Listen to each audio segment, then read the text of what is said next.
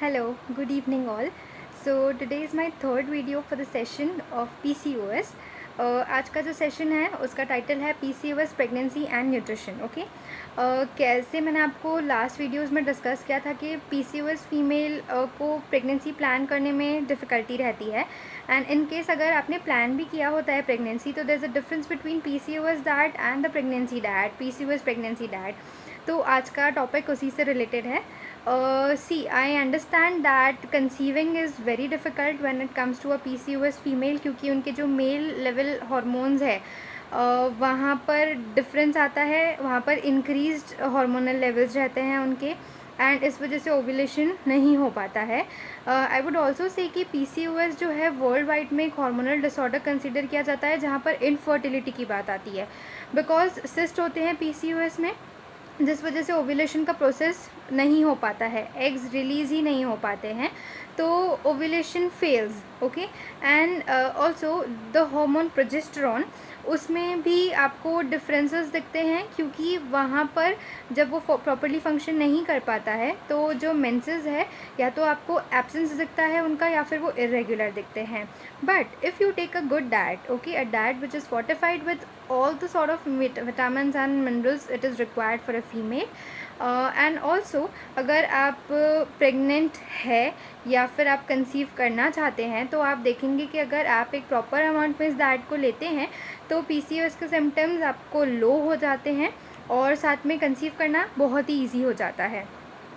तो क्विकली मैं आपसे सजेस्ट करूँगी 5 टिप्स न्यूट्रिशन के जो आज आपको ध्यान रखने हैं अगर आप प्रेग्नेंट है तो. Okay, the first is carbohydrate, लेकिन eat right carbohydrate. Okay, simple and complex carbs होते हैं. जब एक PCOS फीमेल को हम डाइट देते हैं तो it's a low carb diet, but जब प्रेगनेंसी की बात आती है तो हम लो कार्ब डाइट नहीं सजेस्ट कर सकते because it is not good for your babies health. तो वहाँ पर आपको रिफाइंड कार्ब्स को टोटली एलिमिनेट करना होता है. अगर if you heard about the term GI, the low GI foods and fruits, तो वो आपको सिलेक्ट करने होते हैं. और साथ में क्या रहता है, अगर आप इस कॉम्बिनेशन से चलेंगे तो आपके बेबी का ग्रोथ भी प्रॉपरली हो जाएगा. तो लाइक ग्रेन्स है, लेग्यूम्स है, किनवा है, ब्रोकली है, इस तरीके से आप लेते हैं कॉम्प्लेक्स कार्ब्स तो ये ज़्यादा फ़ायदेमंद है, ज़्यादा बेटर है. Okay, the second is healthy fats. Again fats भी गुड फैट्स बैड फैट्स होते हैं, तो आपको ऑल्सो आई वुड से कि फ़ैट्स का एक बहुत बड़ा रोल है बेबी के डेवलपमेंट में. तो आपको hydrogenated and trans fats totally eliminate करने हैं.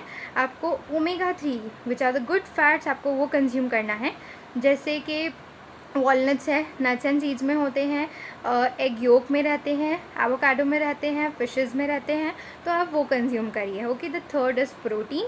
प्रोटीन को हम की न्यूट्रिएंट मानते हैं बिकॉज ग्रोथ एंड डेवलपमेंट में उसका सबसे बड़ा रोल रहता है. तो आपको वहाँ पर गुड क्वालिटी प्रोटीन लेना है, plant based, animal based, legumes है, लेंटिल्स है, उस तरीके से. The fourth point is fibre. Fibre बहुत इंपॉर्टेंट है. अगर आपका डाइट रिच रहता है फाइबर में तो आपके ब्लड ग्लूकोज लेवल्स पे हमेशा कंट्रोल रहता है, क्योंकि आपके कार्बोहाइड्रेट अगर कॉम्प्लेक्स रहते हैं उनका ब्रेकडाउन स्लो होता है तो उनका एब्जॉर्प्शन स्लो होता है. ब्लड में आपको ग्लूकोज लेवल्स में बहुत ज़्यादा फ्लक्चुएशंस नहीं दिखते हैं. That is why your diet should be definitely rich in fibre. The fifth point is sunlight. Okay, I mean to say vitamin D. तो विटामिन D का फर्टिलिटी लेवल्स के साथ में काफ़ी रिलेशन है. अगर आप PCOS फीमेल्स का विटामिन D टेस्ट करवाएंगे तो उनको डेफिशिएंसी दिखेगा, मोस्ट ऑफ को डेफिशिएंसी दिखेगा, तो उससे इनफर्टिलिटी पे भी काफ़ी असर पड़ता है. तो आपके विटामिन D लेवल्स काफ़ी परफेक्ट होने चाहिए. फर्स्टली आई वुड सजेस्ट कि आप प्रॉपर अमाउंट में सनलाइट लें. ऑब्वियसली टाइम बहुत मैटर करता है, कौन से टाइम पे, कितना टाइम पे. And then vitamin D rich foods like quinoa हो गया, सैल्मन हो गया, टूना हो गया, इस तरीके से अगर आप कंज्यूम करते हैं इन राइट अमाउंट तो डेफिनेटली आपको यहाँ पर चेंजेस दिखेंगे.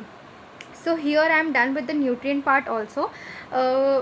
Also I would say please don't become your dietitians your self, क्योंकि ये मैंने आपसे काफ़ी शॉर्ट पॉइंटर्स डिस्कस किए हैं, लेकिन patient to patient, female to female काफ़ी चीज़ें वैरी करती है.